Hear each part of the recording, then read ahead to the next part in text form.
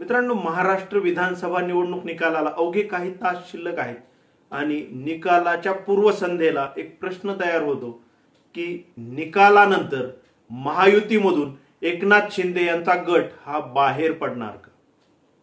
मग नक्की का?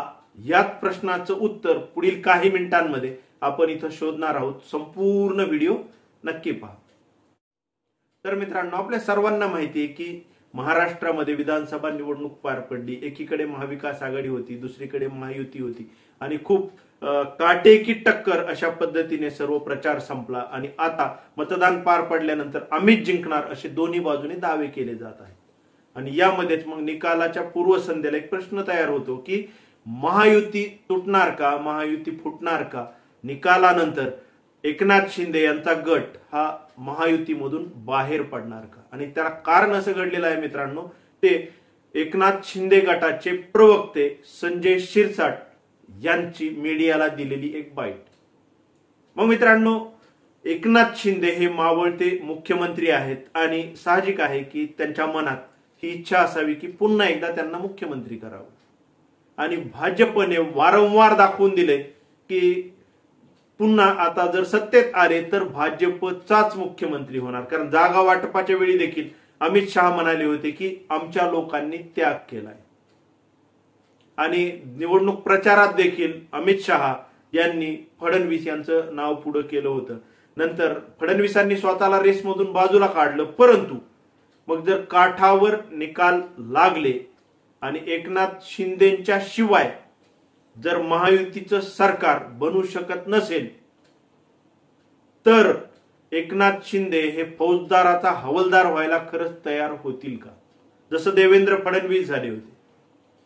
मोठा पक्ष 106 आमदार असताना देखील ते फौजदाराचा हवालदार झाले. 40 आमदार असलेले एकनाथ शिंदेंना मुख्यमंत्री केलं. मग अशा परिस्थितीमध्ये जर काठावरचं बहुमत असेल आणि एकनाथ शिंदेशिवाय जर सरकार स्थापन होऊ शकत नसेल तर प्रश्न आहे की एकनाथ शिंदे खरंच मोकळ्या मनाने फौजदाराचे हवालदार बनतील का? भाजपच्या मुख्यमंत्र्याला पाठिंबा देतील का?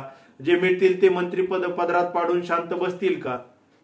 आणि संजय शिरसाट यांचं एक विधान खूप महत्वाचं आहे. ते यासाठी की पत्रकारांनी त्यांचे जेव्हा प्रश्न उत्तर सुरू होते तेव्हा पत्रकारांनी संजय शिरसाट यांना प्रश्न विचारला की निकालानंतर शरद पवारांसोबत तुमचा गट, तुमचा पक्ष हा जाऊ शकतो का?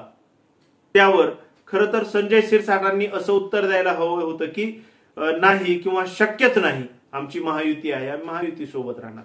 परंतु संजय शिरसाट यांनी उत्तर दिलं की एकनाथ शिंदे जसं म्हणतील तसं, एकनाथ शिंदे जिकडे घेऊन जातील तिकडे आम्ही त्यांच्या सोबत जाणार.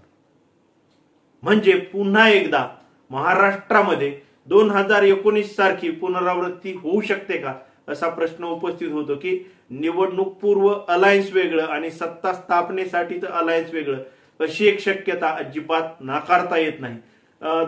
दुसरं महत्वाचं म्हणजे मग संजय शिरसाटांचं हे विधान हे भाजपवर दबाव टाकण्यासाठी केलेलं विधान आहे का की एकनाथ शिंदेंना मुख्यमंत्रीपद मिळवून देण्यासाठी केलेलं विधान आहे का, अशी देखील शक्यता वाटते. मग यामध्ये जेव्हा आपण प्रचार सुरू होता तेव्हा प्रचाराचं जर पाहिलं तर एकनाथ शिंदे यांनी खूप सभा घेतल्या. जवळपास 35 सभा एकनाथ शिंदे यांनी घेतल्याचं माझ्या वाचण्यात आलं. मग इतक्या सर्व सभांमध्ये त्यांनी कुठेही शरद पवार यांच्यावरती टीका केल्याचं माझ्या तरी ऐकण्यात नाही आलं. आणि शरद पवारांनी जेवढ्या सभा घेतल्या त्यामध्ये देखील त्यांच्या निशाण्यावर देखील एकनाथ शिंदे हे नसल्याचं दिसलं. आणि मग जेव्हा हे प्रचाराचं पाहतो, आत्ताचं प्रश्न उत्तर पाहतो आणि एकूणच सर्व परिस्थिती पाहतो, जर उद्या निकाल असे लागले की शिंदेशिवाय जर सरकार स्थापन होऊ शकत नसेल तर एकनाथ शिंदे हे मुख्यमंत्री पदासाठी अडून बसू शकतात. आणि जर भाजपने एकनाथ शिंदेंना मुख्यमंत्रीपद दिलं नाही तर कदाचित ते वेगळी वाट निवडू शकतात, अशी एकंदर परिस्थिती ही मला तरी दिसत आहे.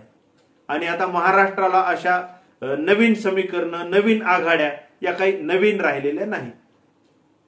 त्यामुळं ते संजय शिरसाटांचं विधान हे अतिशय महत्वपूर्ण आहे. त्यामुळं मग प्रश्न हा आहे की निकालानंतर महायुती तुटेल का, फुटेल का, किंवा निकालानंतर एकनाथ शिंदे यांचा गट हा महायुतीतून बाहेर पडेल का? मित्रांनो, तुम्हाला नक्की काय वाटते? कमेंट करून नक्की सांगा. आजच्या पुरते एवढंच. थांबतो. धन्यवाद.